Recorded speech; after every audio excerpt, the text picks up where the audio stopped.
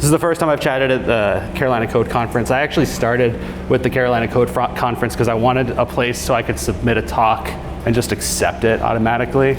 The idea was that the first year I was just going to complain about human resources and hiring the whole time. I didn't think that would make a good talk because there was nothing actionable I had to go with it.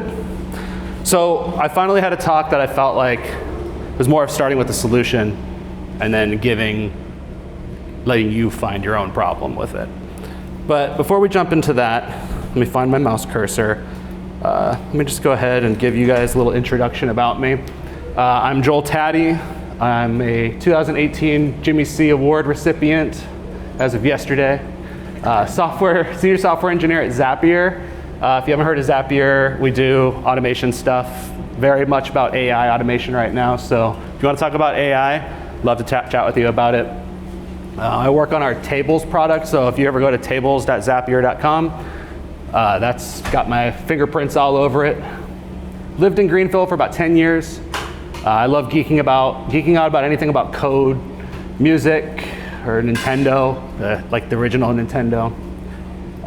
Just ask me about Tecmo Super Bowl, and we can have a good chat about that. Okay. So the name of the talk is Lark and Load. It's doesn't really describe too much about what's going to be chatted about, but ultimately we're going to talk about parsing text inputs, which is a pretty dry topic. I try to keep this as approachable as possible, but here we have our problem statement. How do we get a user input of whatever that is to execute on my Python backend, right? Like that's not Python. I mean, I guess it could be, but there's some issues there. So on my project, or the product I work on, we provide a data storage solution for the Zapier automation platform. Users store their values in fields, and they want to do things on them.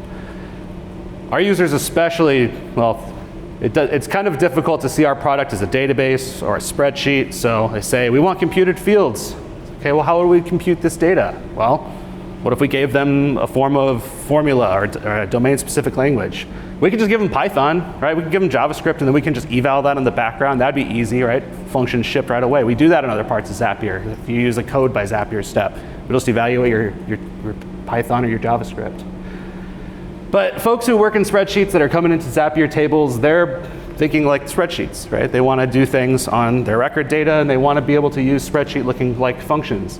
They also want to do weird things like mixed infix notation and function notation. Things like order of operations matters, right? So, like, can we do that with regular expressions? I can't. I don't know if you can, but that would be pretty cool if you could. Also, what do we do when the product monster gets hungry and wants more and more features? We want a logical AND operator. And if you want an AND, that mouse is going to ask for another cookie, and they're going to want an OR. And so we need to be able to ship these things, and we need to ship them fast. What if they say the product comes to you on Thursday of this week, and they ask you, do we have an upper function or a lower function? Because we're having a current active incident. It's like, well, we can get around this incident if we build a formula field for this customer. Do we have an upper or a lower? And the response, I can have it up in production in an hour. Like that's what we want. I couldn't do that. I couldn't even start to do that with regular expressions. So if you want to learn a way to parse a text with Python, you're in the right place. It's pretty specifically Python in this talk. Although there is a caveat, is that there are implementations of this library in Julia that will work with the Lark parser, and in JavaScript, I believe it has both support for Lark and early. But yeah, so you're in the right place. I mean, you're in the right place anyway, but if that's what you want, then you're in the right place. We're not going to be building anything, and we're going to discuss how you can turn your very specific flavor of inputs into something you can take into your Python backend or maybe JavaScript backend and do something with it. And that when your requirements grow, you can keep up with it. So I love doing show of hands. I love taking parts in show of hands, right? Especially because you don't know if there's going to be follow-up questions. But does anybody in here use regular expressions to parse your inputs? Right? Like I would expect everybody to raise their hand of some sort. Like, yeah, it's like when you write your hello world input and you say like, oh no, I want to parse my age out of that, you should raise your hand. If you've ever had to do that past just that sort of like command line parser implementation that somebody forced you to write. Would you willingly do it again using that format, or would you go do an out-of-the-box situation? Right? I saw some of this. I like seeing that. And nobody really had their hands up, so I don't have to worry about anybody who's really hurting too bad in here today. Here's an overview of the agenda. I have a bunch of examples at the end, so if we start hurting for time, we'll just skip through a lot of those. I can share those asynchronously if you want. We're going to start off talking about a high level, the importance and difficulty of parsing, things you probably have felt. You felt that hurt, things that maybe you've already solved. I'm going to give you a brief introduction to the library, and we're going to talk about the two core concepts that I think are most important to the library so that you can get up and running. Talk about some use cases in anti-patterns, do this, don't that, do that, eat this, don't eat that, kind of things. And I've got a cheat code for you at the end to sort of take all of this and be like, put it in a nice package. Don't worry, I didn't write a library or anything, but put it in a nice package and maybe something you can start messing with tonight. Or not, I don't care. So, the importance and difficulty of parsing. It's everywhere. Any sort of input you can imagine, you're probably going to have to parse it in some way. Splitting a string on a comma, I know what kind of file type you're parsing right now. And I also know that, other characters might break that kind of parsing if all you're doing is splitting on the comma. So no matter what type of data you're bringing in, you're going to have to parse it in some way. API data, maybe you're even wild enough to create a code linter that runs live every time you save, right? Like people do that. I don't do that, but we're going to need to take some input, being the user's code, and compare it to some specification. Do they have a syntax error? Show them that syntax error. Otherwise, their program's not going to build. Parse their input. Another unfortunate thing is that a lot of people that I hang out with don't think in just JSON, right? We think in clear language. We think in English or Spanish or any other language around the world. And we express ourselves through that language in ways that aren't really typically compatible with computers.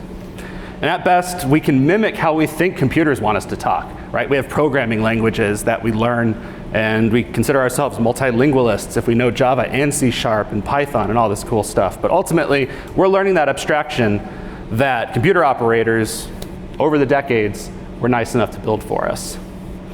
They're parsing our inputs for us. And it's how we provide meaning to convey our communication of whatever we want to do. I'm way behind on time right now, so I'm going to probably hit the fast forward button.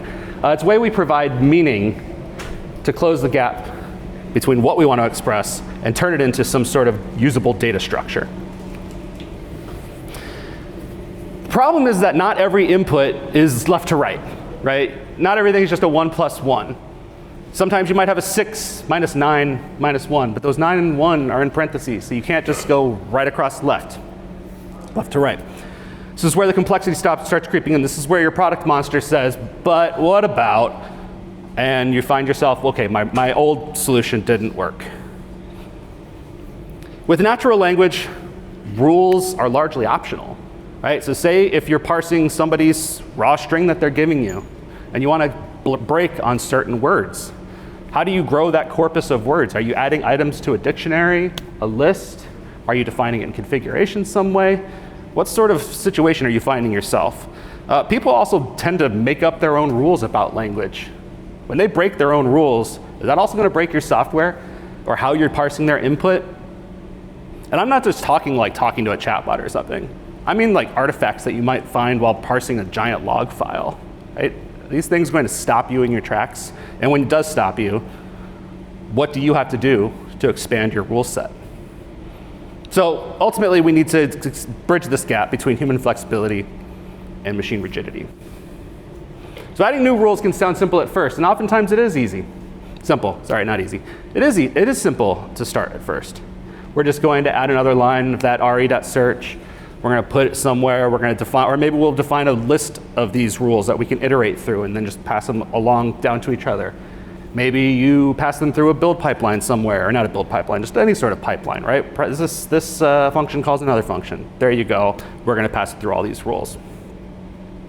Scaling, though, is not just about speed and performance, right? We're not just talking about building more servers. We're talking about expanding our rule set in a way that isn't going to drive us insane.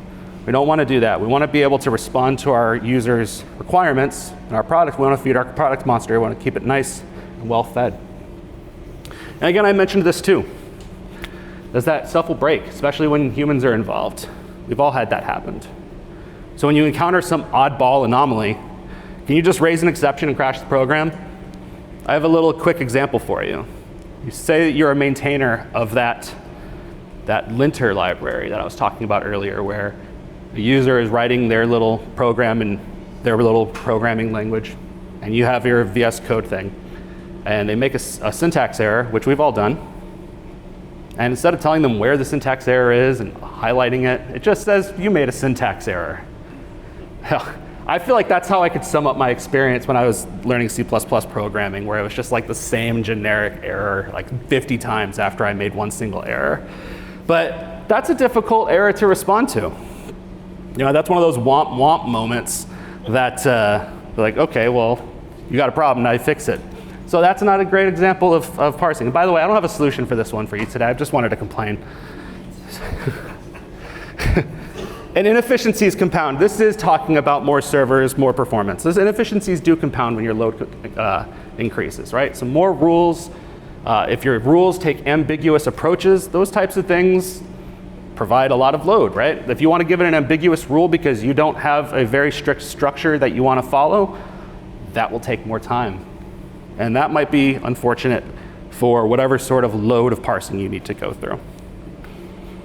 So this is a little line I came up with last night while I was watching a music festival out of Colorado. But I don't know, it just struck me, is that when you work like this, when you find yourself punching this brick wall of applying these rules and trying to feed the product monster this way, it can sometimes feel like you're teaching a very literal toddler how to read by reading him the dictionary, right? You're just going through this long list of rules and saying, remember the rules. You're not defining the language for that child or that person, whoever you're teaching it to. You're teaching them word by word how they should be talking. All right, this says that 5 minutes should be elapsed and 14 minutes has elapsed, so great. So parsing is everywhere, and it's easy to get wrong. So here's an introduction to the Lark, that's not a programming language, the Lark library. We want to be able to focus on with a tool that can handle the heavy lifting of defining those rules. So everything has a hello world. This is the most useless example of a hello world, but hello world's never advertised of being useful. It's just a good way to start the way that you parse. This is not Python, by the way. If you put this into your Python interpreter, some parser somewhere will probably break, and rightfully so. This is what's called Lark grammar. So Lark grammar can be stored in a triple quoted string in your project. It can be stored in a file that you then read in, something like a whatever.lark file. It doesn't really matter what you call it. But either way, this is where you define your rules. And Lark is very configuration driven. This is where you are going to define all of the starts and stops and trigger keywords that are going to make it so that when you're parsing your text input, what sort of rules is it going to follow? And this is probably about the most simple example that I could come up with. This is actually I didn't come up with this, by the way. It's from their it's from the repo. So if you go look at the Lark GitHub repo, you'll see this. Let's get out of here though, because that's not useful. Here's something that might be useful though. This is just racing to the end of the conversation here and saying, would you like to do that 6 minus 1 parentheses, or 6 minus parentheses 9 minus 2? Well, this right here gives you that left to right arithmetic parsing, but it also maps. See those little arrow looking things that look like function arrows? Those also map to your implementation inside of your transformer. We'll get to that in just a second. But the coolest thing here is how the factor down at the very bottom, the highest level of precedence, defines those parentheses. It says within this factor, within the parentheses, takes an expression. We can evaluate that with its own level of precedence. And so the way these are defined is that the expression is your top level rule, right? We put the plus and minus there because when we're thinking of arithmetic operators, plus, minus, order of operations, plus and minus are good. We want to evaluate those last. Star and slash, those are higher up. And then as we go up the chain, as we see these rules, the parentheses matter the highest. And yes, this does support nesting those parentheses. just right out of the box. Let me scroll down because there was a lot of speaker notes on this one. I think I got it all though. But before we talk about transformers, we're going to just step back just a second. Let's get a big picture view of what Lark library is actually doing. You give it raw text. This is going to be that string of text that we saw. 9 plus 10 times 4 plus 4, whatever, doesn't matter. It then takes that text and tokenizes it. This is not like a LLM token where it just chops up your string into random sections. This is actually mostly just going to be breaking on a white space or a regular space or any delimiter that you define it to. Most commonly, you're probably going to be breaking on a white space. So that is going to be done automatically. You'll see in code examples where we say, hey, take this input, parse it. That parsing then takes those tokens and it builds a parse tree. We can actually see a cool ASCII art thing of the parse tree, and that will show us how it takes our text input and it will unravel, or it unravels or ravels, I don't know. Starts from the lowest level and shows you can walk it upwards the tree, and you can see the order of how things are going to be operated on. It then takes that, passes it to the transformer. The transformer turns it into an abstract, or takes that abstract syntax tree. You guys are going to like the transformer, promise you. It will then take that, and that's where it will execute all of your business logic that you have defined. Because things like multiplication and division and exponents, they're not built into the parser. The parser doesn't know what awesome thing you want to do. Parser is going to do whatever you want to tell it to. And the evaluation happens really kind of like in the transformation step, and that's where it takes your abstract syntax tree and just squashes it down into one final result. And that result could be whatever. It could be a number, it could be a dad joke, whatever. So this is an example of that transformer that works in tandem with that example that I showed prior with the calculator. We have a Python class that inherits from transformer. There's the magic. We give it the number method, add, sub, mul, and division. And we just give it a little implementation. Look at that. That's just saying take these items and add them. Take these items, subtract them, multiply them. Probably the only thing that looks weird here to me, sorry, I hit the thing, I hope I didn't turn anything off audio-wise, is the number, right? That's just converting everything to a floating point number. And n0, it's just defaulting because your number of items is going to be an array, but because of the way that we had set up our grammar rules, it's still only just going to pass one item, right? That's going to be one number. So if we wound up typing like 2 space 2 plus 4, that would break our parser. Like I said, I don't have a solution for like good exceptions. That's probably handled somewhere else. Yeah, I think I covered everything there. Cool, I'm about 4 minutes off. We're getting back in the saddle here. So we can all agree that parsing matters and why it's difficult. And we also agree there's a library called Lark, unless you all think I'm just up here lying to you. And that's going to solve parts of the parsing equation. So let's jump into some details that Lark attempts to hide. Let's jump into some details that Lark is attempting to hide from you. Sorry, I almost didn't get that one out of there. So let's just take a look at the tokens, break down our multiplication example. And this one I added a little extra level of nested multiplication. There's no instructions of what is executed here. This is just saying, these are all parts I broke it up into you, right? Like let's just slice and dice. We have some characters plus, minus. It has gone through and added the text on the left of this, on that item, that object in the tuple where you see like number or the word plus or the word star. So it has interpreted that as like, okay, this is what has associated with it Lark's internal grammar that it has, and associates it with something useful. And we get that from calling the lex function from our string. This is the raw material that the parser uses. It's going to use this, excuse me, against our grammar rules that it has now. The next bit that we're going to be jumping to is the parsing tree. And so the parsing tree is, at this point, it is post-lexed, post-parsed. And we want to take a look at the tree, the instructions that are going to be executed, because it has not executed it at this point. Notice that we have not, we're going to get to this in just a second. Remember, you're going to be calm down for the transformer here. But there's no transformer defined in our little 3-line of code example. But it does show us that if we start in the most zoomed in route, that we have a 2 and a 20, we should subtract those two, right? Negative 18. Go up a level, we have subtraction. We're going to subtract 2 from negative 18, 2 minus negative 18. Then we take that number, we take and multiply it, that number 4 by that. And it has done, figured all of that out for us based on just that little couple lines of grammar that we had. It says not touch the transformer yet. It's the syntactic structure. And here's our, oh yeah, before we talked about the transformer, this is the abstract syntax tree. So the abstract syntax tree still needs to have a transformer, but the difference between that and the actual evaluation that we had is that this is going to show us what's going to happen inside of all of our little execution bits. And this does require sort of like another implementation of your transformer. So this can be abstracted out if you're clever, or you just have another implementation that just winds up looking like an interface, winds up being some sort of a debug thing. And you can see down here the output of this function is, it winds up looking like, okay, here's the instructions. These are the actual methods that are going to be called with these values. Did I advance the slide? I did not. Okay, and then of course the value is evaluated and get your value probably 83 or something like that. Okay, wow, I've really made up some time. This is great.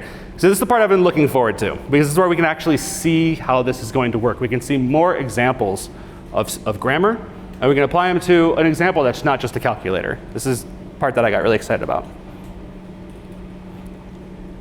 First we're going to build, or I'm not going to build anything, but first you're going to see a mini Markdown parser built. Everybody's familiar, hopefully if you're not familiar with Markdown, it's where you have some sort of a bare syntax, like a octothorpe, like a pound sign, and that transforms it into an H1 tag, right? So you could do this with regular expressions. We'll see why not to. So this is an example of grammar where we can define our transformations for a heading, the strong tag, and an EM that are going to eventually output to an H1 bold and italic. And in this case, we're going to eventually, you'll see in the transformer logic, we'd like to take these inputs and we would like to send them to be transformed into HTML. So that's it. Each named rule is going to have a method. You can see that arrow pointing at it, H1 bold italic. The transformer, as you can see, exists on its own. These things can exist in the same file, by the way, like I said, or you can just load it up when your application starts and you can have this defined in its own little transformers directory. So you're just fine defining as many of these as you want and applying them however you want. But see, in this case, we've defined that the value that comes in from the H1 method, that's going to be wrapped in H1 tags. B. Do we still use B, by the way? Like I haven't done like front-end development so well, but like I love the B tag or the I tag or even like the marquee tag, right? Like we could bring that back. And then you can see when you have your, I don't know if I have an output of it. I don't. So trust me, this does work. I ran it last night just to make sure that none of the gremlins got into my talk. But given an input of that title, bold text, you will get your HTML out of it. It's kind of cool. Not that like, if I had it up there, you wouldn't believe me anymore anyway. Something that I'm not going to be able to hit on here is that I had to cut this out when I realized it was a 30-minute talk, not a 40-minute talk, because it's talked about parser Lark. You're going to see that in all the slides. The other option in Lark is to go with an early parser. We're using very like non-ambiguous grammar and very like deterministic input-output type things. Lark is like by far the fastest way of parsing text through Lark. Early ramps up the time it takes to parse. So for most of the examples that you're going to be playing with getting started, make sure you use that LALR. Sorry, the text looks weird. It looks like it's kind of like 1A, 1R. It's not good. All right, so yeah, so we have, this is our transformer. What not to do, right? Don't eat this part. This is probably something somebody in here like has written, probably I have written, where you're defining your rules and you're just sort of passing it through text to text to text. This is your pipeline. This is cool, like when you only have 3. Like this is actually just fine for this example. But when you start to want to implement an entire specification for Markdown, this becomes very not fun to maintain. Does anybody remember text adventure games from Sierra back in the day, like King's Quest, where you'd have a guy walking across the street? Like those were my favorite games. The thing I loved about those games is that you really felt like you were telling the person what to do. Pick up item, go west, go east. Yep, I'm right there with you. So in this case, we want to define just some basic text commands. So I've got pick up item. That's going to be passed to that pickup method. Go, give it a direction. That's going to go to the move method. So it's going to know that when I give it text inputs, and you see like my dir I've defined as sort of an enum here, have it the valid directions to go. You can expand that out, southwest, southeast, whatever you want. And then item, we have, there's a little comment added here, is that word plus, it will grab everything that's after and it will say like, oh yeah, so it's like the dark dungeon room key, instead of it just matching on one word. This is it. And the start, by the way, is, well, you'll see that in the transformer. It just returns the command. So here's an example of, and it was too wide to not put this all, like each method on one line. So this is our transformer for our text-based adventure game, where your examples here at the bottom in the list that we're iterating over, pick up rusty key, go east, look at tree. Now this is not in itself a text adventure game, but this is a good start of parsing that input so that if you need to tie into those explicit directions that have been parsed out, or if you want to do extra things, like you want to just look at the dictionary here and see what is the action? How does that map to something in my game engine, right? That action gives you a very predictable place to look for, or an item gives you a very predictable thing to look for. That you can even do any sort of intermediary type things here in these methods where, okay, well I want to look up this item by its ID and then pass it to some other thing, right? I don't really care how you architect your game, but this is at least going to take that human interface, or that human input into your text interface and turn it into something much more programmatic. This is the don't eat this way of doing it. We've all written games, by the way, that looked like this when we were learning programming, where it was a big if else, or just like 30,000 case statements that exist out there. It's a terrible way to maintain complex game state. It's not fun, but we've all done it. And if you haven't, you probably should, because it's terrible in how fun it is. And then this last one we're going to go through real quick. There's a really great way, like a lot of companies like Jira or GitLab or something like that, they create their own little search vernacular, their own grammar, where you can provide, let's say, a key, like up there in the top comment, I wanted to make sure that that was visible, where you can have like a key where you have these key value pairs, from : Alice, before timestamp, has attachment, subject, invoice ready, right? Like in this case, what we want to do is we want to take all of those and apply them to a Python dictionary where there are key values, so I can transform that dictionary into whatever key value store that they need to be fetched from. So here's our transformer for that. We don't need to get too into that though. Okay, I want to make sure that, don't do this part. This is the part I was saying. Okay. So I promised you that we have a superpower, and you all saw this slide coming, by the way, it's 2025. Just use AI, just use ChatGPT, because ChatGPT knows Lark grammar so well. Just a quick plug for my own little project. I was handed this project. It was about 3/4 of the way done, halfway done. Product Monster said, we need infix notation, we need and/or operators. And I'm like, I don't even know what Lark grammar is. So I said, hey, ChatGPT, what do you got for me? ChatGPT one-shotted it for the and the or. That was like, I felt like that was shipped in an hour. It was so great. Infix was a little trickier, but like all things AI, you shouldn't just copy and paste and drop it in there. You should copy and paste, and let it error, and then figure out how to fix it from there. This is not an AI talk. But yeah, this is your action. This is your call to action. Go out. Okay, and go out, play with ChatGPT, get building. Also, if you are a builder who likes to follow call to actions when someone tells you to play with AI, I work for Zapier, and we are hiring people who love AI. Account engineering managers, account executives, product managers, front, full, back, top, bottom engineers. I'd like to talk to you if you've been shipping features with AI especially. Probably get you in with a recruiter right away. So that's all I've got, and thanks for hearing my talk.